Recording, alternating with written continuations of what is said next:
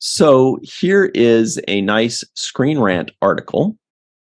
LeVar Burton endorses potential Picard spinoff Star Trek Legacy. Awesome. Can we make it a little bit bigger?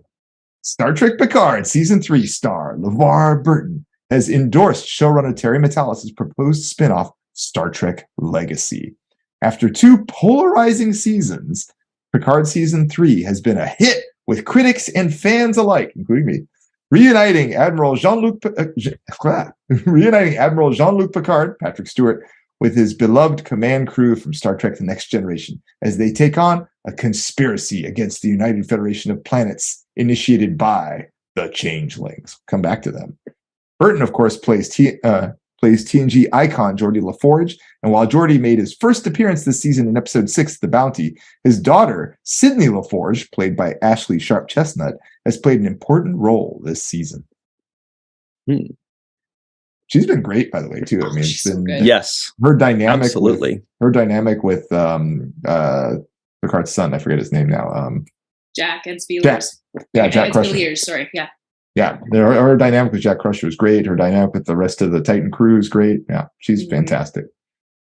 Actually, let's scroll down a bit more because they do actually mention something also interesting. What role would the LaForge family play in Star Trek Legacy, Dr. So while LeVar Burton and other cast members have expressed support for Star Trek Legacy, it's not immediately clear what each member of the LaForge family would be doing in the series, or if Geordi would be around full time. Assuming the USS Titan A manages to survive Star Trek Picard Season 3, it stands to reason Sydney La Forge would remain an important part of the ship's crew. Alondra La Forge works alongside her father at the Fleet Museum in Star Trek in Picard Season 3, though mining a collection of old Starfleet vessels doesn't seem like a particularly exciting scenario for an ongoing character. You know, actually, speaking along those lines really quickly, can we talk about how cool it is that we finally have a Commodore back? Yeah. Right? Like, that's so old school. Style. Yeah. I actually looked it up today because I was like, where does a Commodore rank in the Star Trek universe? I really don't know. And it's because somebody tweeted, we need to have LaForge back and give him something better, like at least Captain. And I was like, wait a second. It was on a tire. Yeah. Like a demotion? And so, yeah, apparently Commodore is right above Captain and right below, what is it, Rear Admiral? Yeah. Mm-hmm. Rear Admiral, Vice Admiral, Admiral, and Fleet Admiral. I only know that because I look like Brigadier General and all the others. Isn't it like naval nomenclature because of Gene Roddenberry's naval training? Yeah. Sounds right to me. Yeah. They're calling a fleet of ships. It's fair. So those tanks would be different. I would love, obviously, very different. A Star Trek Legacy series. This feels like, though, like a 1 season or 2 season kind of thing, wouldn't it? Unless they make it an anthology series. Ooh. Or if certain ones are so good that like fans demand more, which is kind of what happened with Discovery, which was supposed to be like a seasonal anthology with a different cast every time. Oh, I didn't know that. Yeah. Really? Wow. That was the word way off at the beginning. They basically every season was going to be its own story, and then the second season would be another story, and they would all kind of be stepping off points for like other shows or things like that. And then I don't know if they told us what changed their minds on it. I think a lot of that was with Sean Fuller's original pitch. So I'm not sure, like, at what point in the process they were like, we don't want this. But I remember when I first heard it, I was like, I don't want that. I get attached to my cast. I need them around for multiple years. I don't want just a little. I mean, it's kind of the same reason I only watch TV shows now and not movies. Like, I really want to get to know them. Like, I mean, then we become friends. They did a little bit with captains. And the captain in season 1 is different from the captain in season 2 is different from the captain in season 3, and each one was gone after the season they were in. Mm-hmm. Well, not, I guess 3 to 4 kept it, but the characters are still there. Yeah. I mean, like, a little things have been thrown around. Like, it could be like short tracks. It could be like mini series. It could be like mini series movies. I mean, it seems to me like what would be logical would be if they do like 3 episode arcs like Enterprise did, because that way you save money on the budget for the sets. But, Yeah. I don't know. That's smart. Yeah.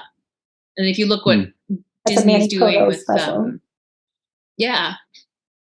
If you look at what Disney's doing with Star Wars and like The Mandalorian and Book of Boba Fett and Andor and and all these little sort of standalone, Janeway. Jake says go. Yeah, exactly, right? Mhm. Yeah. I would just That's a love good it. And point. then That'd be my cool. mind, the next place my mind goes to is like, well, who would be writing these? And obviously, just like from a selfish, like fangirl standpoint, with so many writers still, like the writers are still around from the 90s. It'd be so fun, like if they had to like see what their ideas of who their characters would be. I don't know if that's possible. I would just love that so much. That sounds Oh, great. actually, well, here's a tiny bit of news, but I don't know if any of you are aware, but there is the rumor on the street is that there's a looming writers' strike. So if that were to happen, then there will be like maybe around sometime around this time next year, there will be an empty space of like, they'll probably be able to kind of like end of season 1 TNG all over again. Season maybe 2 they need was to it? That save with Shades Prodigy of for Grey. that. Yeah, and then also Oh, yes. season Oh, 1 no. Don't was give me- like, we'll always Exactly. have Paris. Yeah, I just can't cut do it Shades short. of Grey again. Same. I Wow, can't do short. that. That's one of my favorite episodes. Mhm. Shut up. How is I love that? that montage rules. Okay, First of all, Anne-Marie. like, I love that you love that. Every show used to have montages back in like the 80s. So it's Yeah, not like it's true. it's that far fetched. And as far as montages go, like that, a montage of all the girls Riker hooked up with was pretty epic of a montage. I just love it. Yeah. Emery's correct. A Sirach lot of and shows Denise did are that, gonna but I love hated that. it. I usually would hate it. You'd be like, oh, this is a filler. Yeah. Then, Yeah. like, you know what? After a while, now I'm kind of like nostalgic for it. Mhm. That Well, Anne-Marie, TNG I'm going to put you on the spot hilarious. because you just said it's one of your favorite episodes. And I don't think Faith Howell is going to have your back in the live chat on this one. Well, here's what I but also I like. just want to ask you, Anne-Marie, I feel like you've said this is one of my favorite episodes about every episode ever. It's true. So what I'd like to know is, which is your least favorite episode? Oh, we're getting to some of them in TNG. I'll tell you that.